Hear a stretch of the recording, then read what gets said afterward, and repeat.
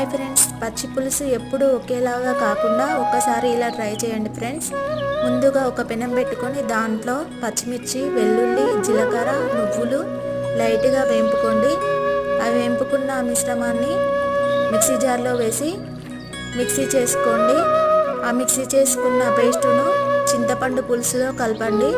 ఆ చింతపండు పులుసులో రుచికి సరిపడా సాల్ట్, ఆనియన్స్ వేయండి. ఆ తర్వాత మరొక గిన్నె పెట్టుకొని పోపుకు కావలసినంత ఆయిల్ పోసుకొని దాంట్లో ఎండుమిర్చి, జీలకర్ర, ఆవాలు, కరివేపాకు, కావలసినంత ఇంగువ వేసి పసుపు వేసి ఈ చింతపండు పులుసులో కలపడమే ఫ్రెండ్స్. ఒక్కసారి ట్రై చేయండి, చాలా టేస్టీగా ఉంటుంది. ఓకేనా ఫ్రెండ్స్, బాయ్.